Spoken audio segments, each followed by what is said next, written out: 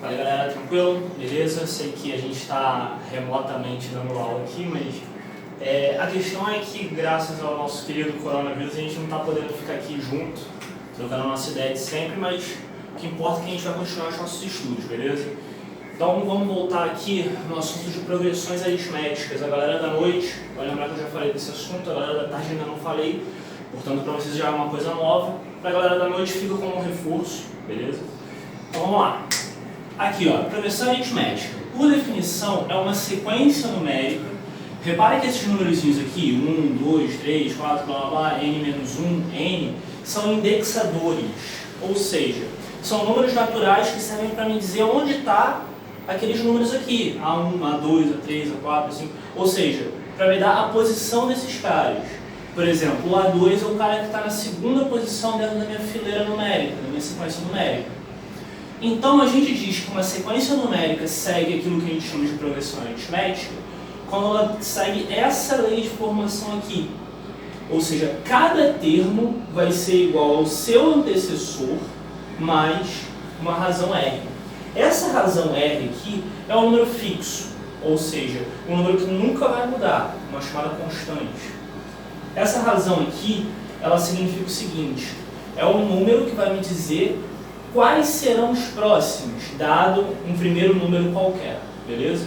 Então, por exemplo, se eu tiver uma progressão da forma 2, 5, 8, 11, por aí vai, basta que eu pegue dois valores sucessivos, por exemplo, 2 e 5, e fazer a subtração 5 menos 2, ou seja, o segundo menos o seu antecessor, e eu acho a minha razão, que no caso aqui vai ser 3. Repara que sempre vai ser 3.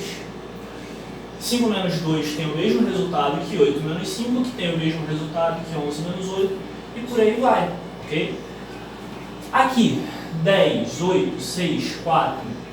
Isso aqui também segue o APA? Sim, segue. Repara só. 8 menos 10, 6 menos 8, 4 menos 6, tem o mesmo resultado, que é menos 2. Ok? Tranquilo? Então a razão vai ser sempre um número fixo. Ele vai ser determinado pela diferença entre os termos da PA. Sempre um termo menos o seu antecessor. Beleza? Alguma dúvida até aí? Eu acho que não, né? Acredito que até agora tudo suave. Bem, seguindo então essa lei de formação aqui, a gente vai ter aquilo que a gente chama de progressão aritmética. Mas as progressões aritméticas, elas têm uma separação. A gente classifica uma PA como sendo crescente, uma vez que a razão é um número positivo, ok? Então, razão número maior que zero, a gente tem uma PA crescente.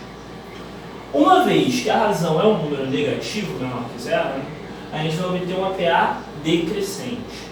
Ou seja, toda vez que a gente tiver uma progressão aritmética, onde cada um dos seus termos vai crescendo, então a gente diz que a gente tem uma razão positiva, portanto uma PA crescente. Toda vez que a gente está observando uma PA e os seus termos vão caindo, ou seja, decrescendo, significa que a gente vai ter uma razão negativa, portanto uma PA decrescente. Beleza? Ok?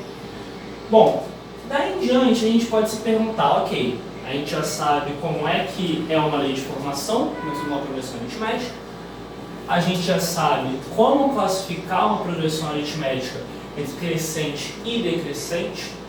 E aí a próxima pergunta que fica é, bom, dentro de uma progressão aritmética, se eu souber, sei lá, os 4 primeiros termos, eu consigo encontrar quem é o centésimo termo, ou quem é o duzentésimo termo, por aí vai? Bom, a gente consegue achar quem é esse termo a partir dessa fórmula aqui. Ou seja, o termo geral da progressão aritmética a gente consegue achar seguindo essa fórmula aqui. O enésimo termo, que vai ser o termo de interesse que eu quero encontrar, vai ser sempre igual ao primeiro termo mais o número que corresponde à posição do termo que eu quero encontrar, menos uma unidade, multiplicado pela razão. Ok? A dedução dessa fórmula eu vou fazer aqui no próximo quadro, a gente se complica pouco. Então, galera, vamos lá. A gente viu ali no outro quadro que o termo geral de uma progressão aritmética segue aquela fórmula, né? a n igual a 1 mais n menos 1 vezes r, beleza? Como a gente chega nessa fórmula? A demonstração segue o seguinte raciocínio. A gente tem uma sequência numérica A1, A2, A3, blá, blá, blá, a n menos 2, a n menos 1, a n, beleza? Eu quero encontrar quem é esse último termo aqui em função do primeiro termo, que é a forma como a gente escreve o nosso termo geral, beleza? Então, para isso, basta a gente seguir a ideia da lei de formação. O segundo termo é igual ao primeiro mais uma razão. O terceiro vai ser igual ao seu antecessor, que é o segundo, mais uma razão. Só que na linha de cima a gente viu que o segundo termo é igual ao primeiro mais uma razão. Só que A1 mais R mais um outro R, a gente fica com R mais R, logo 2R. Portanto, o terceiro é igual ao primeiro mais duas razões, beleza? O quarto termo vai ser igual ao seu antecessor, a 3, mais uma razão. Só que na linha de cima a gente acabou de ver que o A3 é igual ao primeiro termo mais duas razões.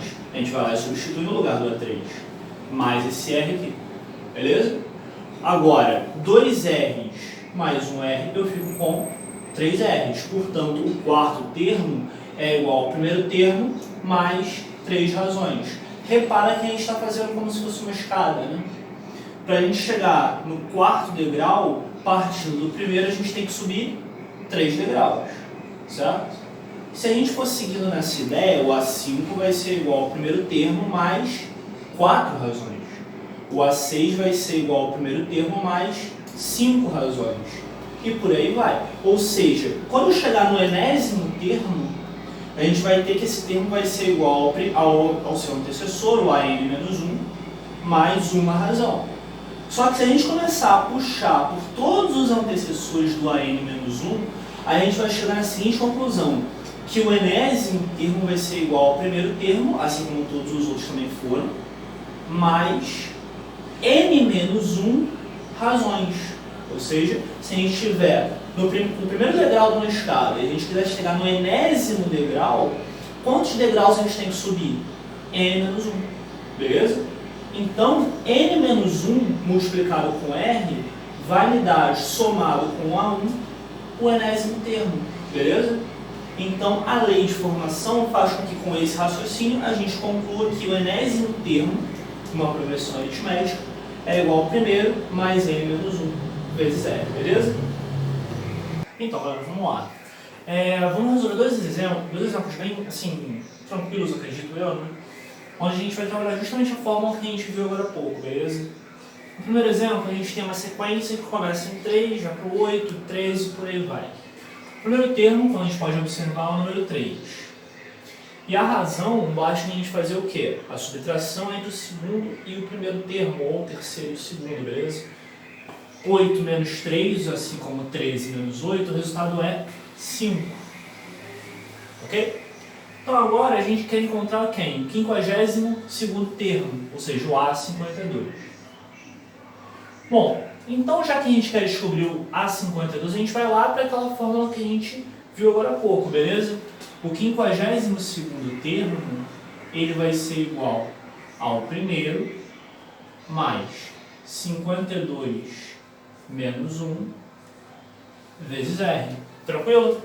Ou seja, o nosso A52 ele vai ser igual ao primeiro termo 3, que a gente acabou de encontrar aqui, mais 52 menos 1, 51, vezes a razão que a gente viu que é 3. Beleza? Chupa 5. Eu chamo desse tempo todo.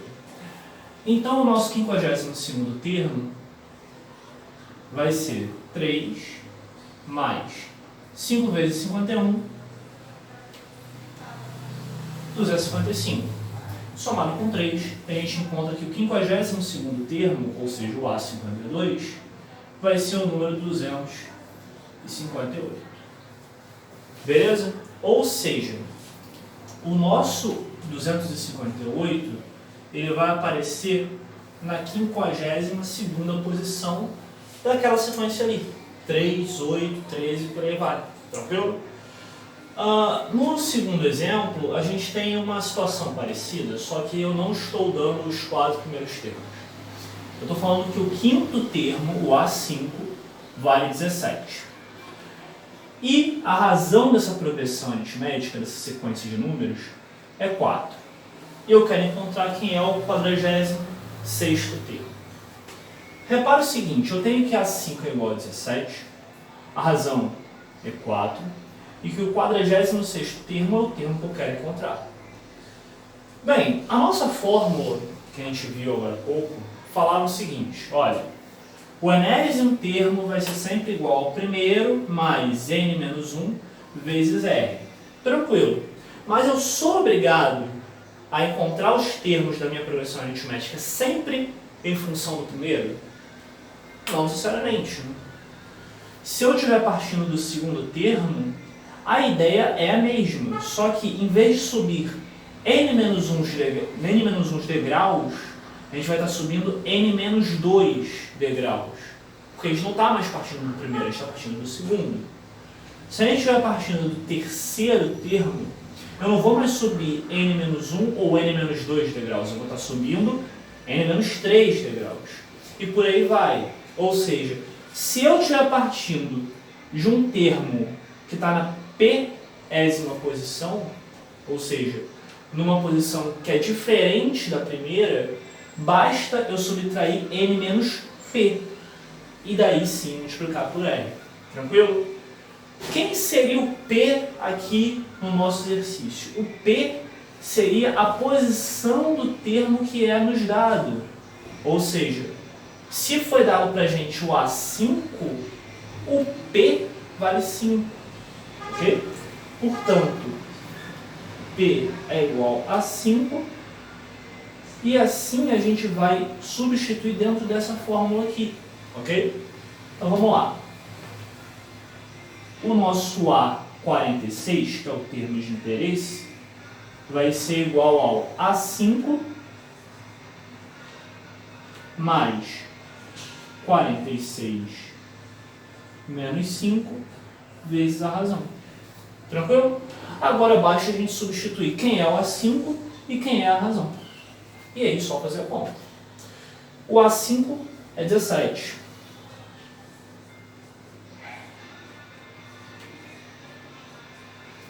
46 menos 5 dá 41.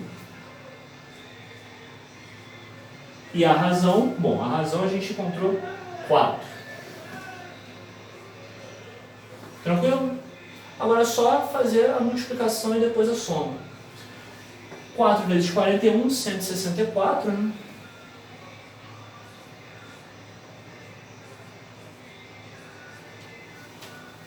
Bom, e agora é só somar. Então, o nosso 46º termo vai ser o número 181. Tranquilo?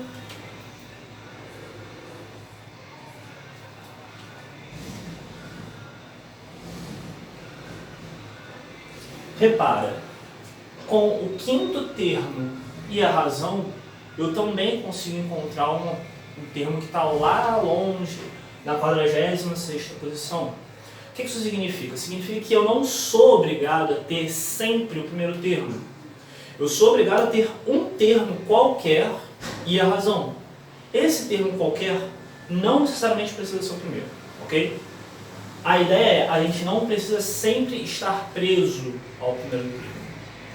São duas informações que a gente precisa ter para encontrar um termo qualquer. A gente tem que ter uma razão, óbvio, e algum termo antes do termo desejado, ok? Então, essa fórmula aqui, ela é o caso geral do nosso termo geral da PA, ok? Quando a gente viu o primeiro caso aqui, A1 mais N menos 1 vezes R, a gente estava vendo um caso particular. Na escola, é claro, a gente viu, bom, acredito que a maioria viu apenas a primeira parte, né? A1 mais N menos 1 vezes R. E já imaginou que fosse o caso geral, né? Mas não necessariamente a gente vai encontrar nos concursos militares coisas gerais, coisas mais particulares, né? pode cair casos mais gerais, né? Tipo, a n igual a p mais n menos p vezes r, que é uma situação que não é tão incomum assim, ok? Então é bom a gente estar preparado para esse tipo de coisa, tranquilo? Então a gente se vê no próximo vídeo e até a próxima.